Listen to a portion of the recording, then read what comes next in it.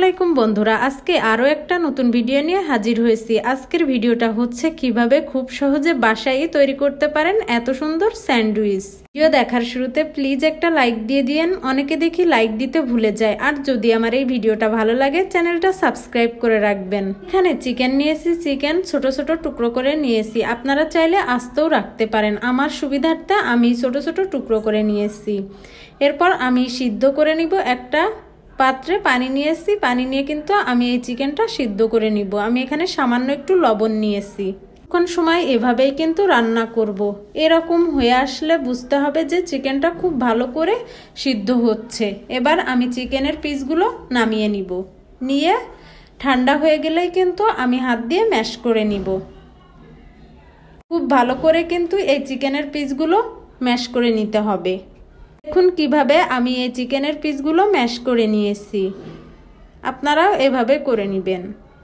আমি সবসময় বাসায় এভাবে স্যান্ডউইচ তৈরি করি।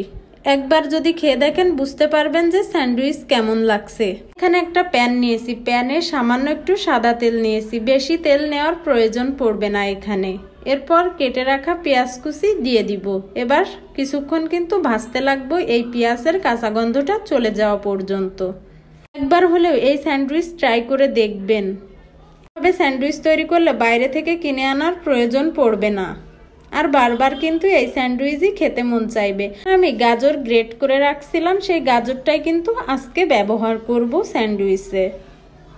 কাঁচা গন্ধটাও কিন্তু চলে গিয়েছে আর কালারটাও কিন্তু একটু চেঞ্জ হয়ে এসছে। এবার আমি গ্রেট করে রাখা গাজরগুলো দিয়ে দিব। দিয়ে খুব ভালো করে কিন্তু ভাজতে লাগবো। একটু সময় নিয়ে কিন্তু এই গাজরটা ভাজতে হবে।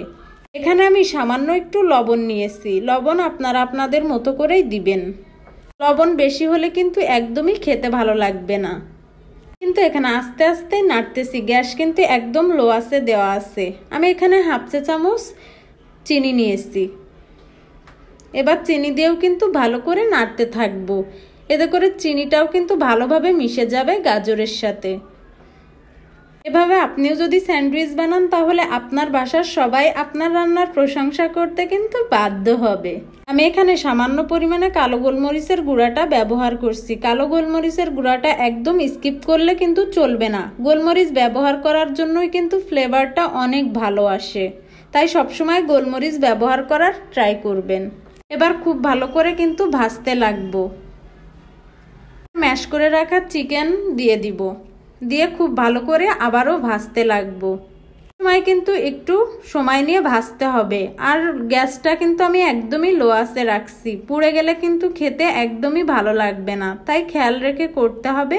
সবসময় বাইরের জিনিসটা একটু স্কিপ করেই চলি, বাসায় একটু কষ্ট করে কিন্তু এরকম করে বানিয়ে ফেলতে পারেন স্যান্ডউইচ। বাইরে অনেক সময় অনেক খাবারে কিন্তু ভেজাল থাকে, অনেক দিন আগে তৈরি করে রাখে, অনেক রকম ঝামেলা থাকে। তাই নিজেদেরকে ঠিক রাখতে হলে অবশ্যই বাসায় বানিয়ে খাবার চেষ্টা করবেন। এবার আমি এখানে তুলে নিয়েছি, অর্ধেকটা দিয়ে আজকে বানাবো আর অর্ধেকটা আমি রেখে দিব। আপনি অনেক দিন রেখে দিতে পারেন। আমি সবসময় এই মিয়োনিজটাই ব্যবহার করি, আপনারা যে কোনো মিয়োনিজ ব্যবহার করতে পারেন, এতে কোনো স্বাদের পার্থক্য হবে না। এবার আমি মিয়োনিজটা নিয়ে নিব এই গাজরের ভিতরে, গাজর আর চিকেনের ভিতরে। আমি এখানে পরিমাণ মতোই কিন্তু মিয়োনিজ নিয়ে নিয়েছি। একটু কষ্ট করে হলেও কিন্তু এই রেসিপিটা একবার ট্রাই করবেন, আর ট্রাই করে জানাবেন আমার এই রেসিপিটা আপনাদের কাছে কেমন লাগছে। অবশ্যই ভালো লাগবে। মিয়োনিজটা নেওয়ার পর কিন্তু গাজরের সাথে খুব ভালো করে মিক্সড করব। আমি এখানে সস ব্যবহার করছি, সসটা স্কিপ করতে পারেন। সস দিলে কিন্তু ভালো লাগে খেতে, অনেকেই সস দেয় না। আমি সবসময় সস দিয়ে কিন্তু এই স্যান্ডউইচটা তৈরি করি। আমি এখানে 4 টেবিল চামচ সস নিয়েছি। এবার খুব ভালো করে মিক্সড করব। খুব ভালো করে মিক্সড করে নিয়েছি। এবার আমি কিন্তু ব্রেড নিব, ব্রেডে লাগাবো এই মিক্সটা। আমি সবসময় এভাবেই অল্প সময়ে কিন্তু তৈরি করা যায় এরকম স্যান্ডউইচ। এবার ব্রেডে কিন্তু লাগিয়ে নিব একটা চামচের সাহায্যে। খুব ভালো করে ব্রেডের সাথে লাগিয়ে নিব। পরিবারের সবাইকে জানাই অসংখ্য ধন্যবাদ আমাকে এতটা সাপোর্ট করার জন্য। আপনাদের সুন্দর সুন্দর কমেন্টের কারণেই কিন্তু আমার রান্না করে ভিডিও দিতে ভালো লাগে। আপনাদের ভালো লাগার জন্যই আমি সবসময় ইউনিক ভিডিও তৈরি করার চেষ্টা করি। ব্রেডে খুব ভালো করে লাগিয়ে নিব। তো বাচ্চা থেকে বয়স্ক সবারই কিন্তু এই স্যান্ডউইচটা খেতে ভালো লাগবে, আর এটা একদমই স্বাস্থ্যসম্মত। খুব সুন্দর করে কিন্তু আমি এই ব্রেডে লাগিয়ে নিয়েছি। এবার উপরে আরেকটা ব্রেড দিয়ে দিব।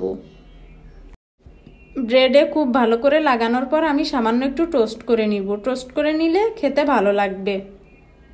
এবার একটা প্যানে দিয়ে দিয়েছি ব্রেডটা। আমি এখানে 2টা স্যান্ডউইচ বানিয়েছি। 2টা স্যান্ডউইচে কিন্তু আমার 4টা হবে। আপনাদের দেখাবো কেমন করে আমি করছি। এরকম হয়ে আসলে কিন্তু উল্টে দিতে হবে। এক পাশ হয়ে গেলে আরেক পাশ করে নিতে হবে। এই দেখুন আমি যেভাবে করছি, এরকম হয়ে আসলে কিন্তু বুঝতে হবে যে হয়ে গিয়েছে আমাদের স্যান্ডউইচ টোস্টটা। এবার আমি যে এক্সট্রা অংশ থাকে ওইটা কেটে ফেলে দিব। এটা থাকলে খেতে ভালো লাগবে না। সহজে কিন্তু এই স্যান্ডউইচটা আপনারাও বানিয়ে ফেলতে পারেন। তাই আর দেরি না করে একবার হলেও ট্রাই করে দেখবেন। বা ট্রাই করে দেখলেই কিন্তু বুঝতে পারবেন এই স্যান্ডউইচটা খেতে ঠিক কেমন। একবার খেলে কিন্তু বারবারই খেতে মন চাইবে। নিজের রান্না বলে বলছি না। যদি বাসায় এরকম স্যান্ডউইচ বানানো যায় তাহলে কি আর বাইরে যাওয়ার প্রয়োজন পড়বে আপনাদের? আপনারাই বলুন। ব্রেডের 4পাশটায় কিন্তু আমি কেটে ফেলে দিয়েছি। 2টা ব্রেড থেকেই কিন্তু এভাবেই আমি কেটে ফেলে দিয়েছি। ব্রেডের 4পাশ কিন্তু খুব ভালো করে কেটে ফেলার পর এবার আমি স্যান্ডউইচের আকার করব। এর জন্য আমি মাঝখান দিয়ে কেটে নিব খুব ভালো করে। এরকম কেটে নিলেই কিন্তু আমাদের স্যান্ডউইচটা একদম পারফেক্টলি হয়ে যাবে। তাই আর দেরি না করে একবার হলেও আপনারা ট্রাই করবেন। দেখুন কতটা সুন্দর আর লোভনীয় হয়েছে। খেতেও কিন্তু মাশাআল্লাহ অনেক সুন্দর হয়েছে। আমার পরিবারের যারা আছেন তাদেরকে জানাই অসংখ্য ধন্যবাদ। সবাই ভালো থাকবেন, সুস্থ থাকবেন। আল্লাহ হাফেজ।